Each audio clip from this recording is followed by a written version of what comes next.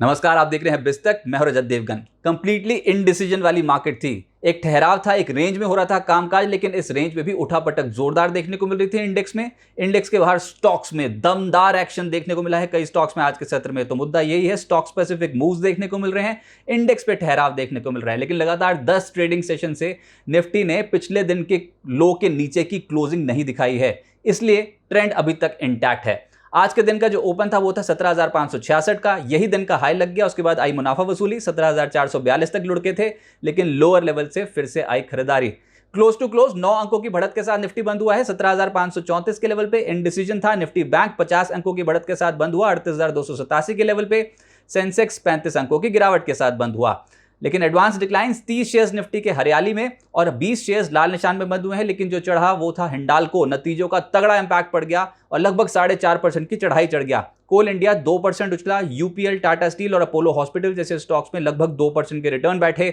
लेकिन जो गिरावट थी उसमें था बजाज फाइनेंस, 2.5% की गिरावट निफ्टी पे यहां पर। और ओएनजीसी लगभग 2% टूटा है। एचसीएल टेक, एशियन पेंट्स, अदानी पोर्ट्स के स्टॉक्स में आज हुई है मुनाफा वसूली।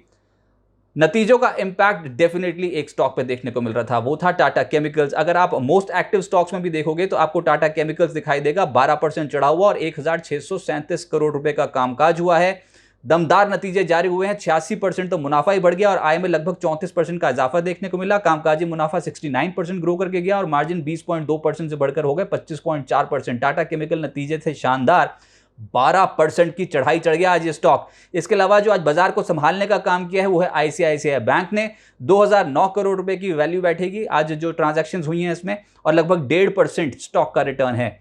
Bajaj finance most active stocks में आज शामिल था। 1,371 करोड़ रुपए की ट्रांजैक्शंस हुई। और रिलायंस इंडस्ट्रीज 29 अगस्त को है एजीएम, उससे पहले कुछ एक्टिविटी डेफिनेटली देखने को मिल रही है और आज भी 1,274 करोड़ रुपए का कामकाज हुआ।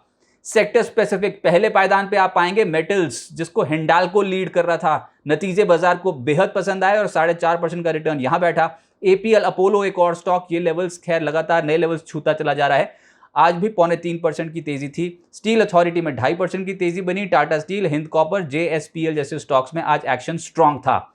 Health care stocks, Apollo hospital lead कर रहा था यहां पर 2% की तेजी। लॉरस लैब्स में 1.5% की तेजी। सन फार्मा शुरुआती सत्र में चढ़ा था लेकिन ऊपरी स्तरों पर टिक नहीं पाया। क्लोज टू क्लोज 1% चढ़ा है। ग्लेनमार्क, जायडस लाइफ और ल्यूपिन जैसे स्टॉक्स में हल्के रिटर्न्स पॉजिटिव साइड पे बैठे हैं। निजी क्षेत्र के बैंक्स, सिटी यूनियन बैंक, धमाका हो गया स्टॉक में, जबरदस्त तेजी। नतीजों का इंपैक्ट था जो स्टॉक को लगभग 8.5% ऊपर ले आया। आईसीआईसीआई बैंक 1.5% उछला है। IndusInd bank, IDFC first bank जैसे स्टॉक्स में भी आज एक्शन स्ट्रांग था। ऑटोज, एस्कॉर्ट्स पहले पायदान पे जहां पर 2.25% के रिटर्न बैठे हैं। ऐसे ही टाटा मोटर्स एक और स्टॉक था जहां पर आज के सत्र में 1.5% के रिटर्न आए। हीरो मोटोकॉर्प 1.5% चला है। अशोक लेलैंड, सोना कॉमस्टार, टीवीएस मोटर जैसे स्टॉक्स में हरियाली देखने को मिली। आईटी ये था एक दबाव वाला सेक्टर। ऊपरी स्तरों पर आई मुनाफा वसूली और मुद्दा यही है कि नैस्डैक में भी पिछले सत्र में दबाव बना था, तो उम्मीद यही थी कि आज आईटी स्टॉक्स फिसलेंगे। कहीं खुशी कहीं गम था, लेकिन आज जो डैमेज ज्यादा देखने को मिला उसमें तो कोफोर्ज 2% टूटा है। एचसीएल टेक्नोलॉजी, एम्फोसिस, इन स्टॉक्स में दबाव देखने को मिला। और आज मार्केट में जो दबाव डाल रहा था रियल टर्म्स में वो था इन्फोसिस, लगभग 1.25% का गोता यहां पर। विप्रो, माइंडट्री जैसे स्टॉक्स में भी आज दबाव के साथ हुआ है कामकाज। रियल्टी स्टॉक्स में सनटेक 4% टूटा है। फिनिक्स लिमिटेड 3.5% धड़ाम हो गया। इंडिया बुल्स रियल एस्टेट 3.25% टूटा है। और गोदरेज प्रॉपर्टी, शोभा, यहां पर हालत थोड़ी टाइट नजर आ रही थी। एफएमसीजी में कुछ चुनिंदा स्टॉक्स हरे निशान पे बंद हुए, लेकिन गिरावट जिनमें देखने को मिली और इंडेक्स पे इनकी वजह से दबाव पड़ा वो था कोलगेट। आज लगभग 1% के आसपास के नेगेटिव बायस के साथ ट्रेडिंग हो रही थी। McDowell, Procter and Gamble, hygiene and health care, ITC जैसे स्टॉक्स में आज मुनाफा वसूली देखने को मिली। एफएनओ गेनर्स में ऑब्वियसली नतीजों का ही इंपैक्ट देखेंगे। टॉप के जो स्टॉक्स थे वहां पर रिजल्ट्स इंपैक्ट देखने को मिल रहा था, जैसे कि टाटा केमिकल 12% से ज्यादा की तेजी, वायदा कारोबार का हिस्सा है। सिटी यूनियन बैंक 8.5% उछला है। आईजीएल नतीजे बाजार के उम्मीद से बेहतर आ गए और इंपैक्ट पड़ गया 6% की तेजी का। हिंडाल्को इंट्राडे में नतीजे आए थे और 4.5% चढ़ गया। और पॉलीकैब एक और शेयर जहां पर 2.5% के रिटर्न बैठे। एफएनओ लूजर्स में बलरामपुर चीनी की हालत है टाइट। जबरदस्त बिकवाली स्टॉक में हाल फिलहाल में देखने को मिली है और आज भी 6% टूटा है।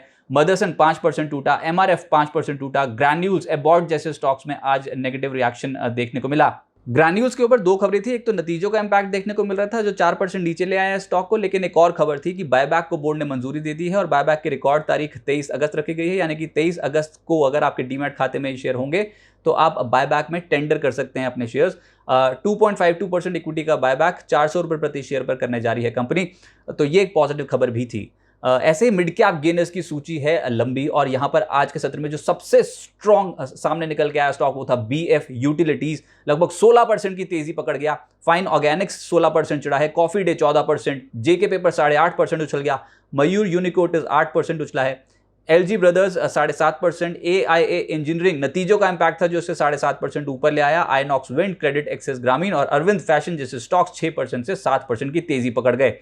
मिड कैप लूजर्स में आप पाएंगे सीक्वेंट साइंटिफिक को पनिशमेंट भी मिल रही है बहुत स्टॉक्स को इन लेवल्स पे। सीक्वेंट साइंटिफिक आज लगभग 13% टूटा है, ग्लोबल स्पिरिट्स 10% से ज्यादा टूटा है, नैटको फार्मा 10% से ज्यादा टूटा, मनाली पेट्रो, अवंती फीड्स जैसे स्टॉक्स 10% से ज्यादा टूटे हैं। तो डैमेज है, कहीं खुशी कहीं गम का माहौल है, बाजार जब कंसोलिडेशन में फेज में जा रहा है तो ऐसे में कुछ स्टॉक्स तेज हैं और कहीं पर मुनाफा वसूली ज्यादा देखने को मिल रही है। मुनाफा वसूली स्यूबेक्स में भी है, पिछले 2 ट्रेडिंग सेशन से आज भी 9.5% टूटा है। स्यूवेन फार्मा 8.5% टूटा है। ई क्लर्क्स खबर यहां पर यह थी कि बोनस इश्यू को मंजूरी दे दी कंपनी ने, 2 शेयर्स पर 1 बोनस शेयर को मंजूरी दी है ई क्लर्क्स ने, लेकिन नतीजे बाजार को पसंद नहीं आया और 7% ये स्टॉक टूटा है। एस्टर डीएम हेल्थ केयर और साथ साथ पीएसपी प्रोजेक्ट्स 6% से 6.5% टूटते हुए नजर आए। अब आगे क्या होगा? जो सबसे बड़ा मैक्रो नंबर ट्रैक हो रहा है वो तो अमेरिका में महंगाई के जो आंकड़े आए हैं उसका एक बड़ा इंपैक्ट वर्ल्ड मार्केट्स पे पड़ेगा। बहुत क्लोजली यूएस मार्केट्स ट्रैक हो रहे हैं। 12 अगस्त को यानी कि शुक्रवार के दिन सीपीआई महंगाई दर के आंकड़े इंडिया में भी आने हैं, आईआईपी के भी आंकड़े आने हैं, तो उनको भी ट्रैक किया जाएगा क्लोजली। कल निफ्टी और निफ्टी बैंक की वीकली एक्सपायरी है और इस हफ्ते बहुत ही एक रेंज, एक कंसोलिडेशन फेज फिर से मार्केट पे आता हुआ नजर आया। निफ्टी की जो रेंज बैठी है वो 17,359 से लेकर 17,566 की बैठी है, बहुत ही नैरो रेंज पे हुआ कामकाज। 17,500 के स्तर पर जहां पर अभी हम हैं, इस लेवल पे बुल्स और बियर्स के बीच में तगड़ी टक्कर है और ये ऑप्शंस डेटा साफ तौर पे रिफ्लेक्ट कर रहा है कि ये लेवल को हथियाने की कोशिश की जा रही है। अभी तक तो बुल्स जीत रहे हैं, हर गिरावट में तेजी बनती चली जा रही है, लेकिन देखते हैं कि बुल्स क्या पकड़ और मजबूत कर पाएंगे कि नहीं। इस लेवल पे बहुत स्ट्रांग ऑप्शंस एक्यूमुलेशन हुई है। निफ्टी पर फिलहाल 17,200 17,300 ये एक इंपॉर्टेंट स्तर है, ये इसी को एक सपोर्ट जोन मान के चलें। जब तक इस लेवल के ऊपर रहते हैं तब तक बाय एंड डिप्स की मार्केट बनी रहेगी। इंडेक्स के बजाय स्टॉक स्पेसिफिक मूव्स दमदार देखने को मिल रहे हैं, जैसे कि आज की मार्केट में प्रूफ हुआ है। बाजार पे एक ठहराव था लेकिन स्टॉक स्पेसिफिक हलचल ज्यादा देखने को मिली है और यही ट्रेंड कुछ आने वाले समय के लिए और कंटिन्यू होता हुआ नजर आएगा।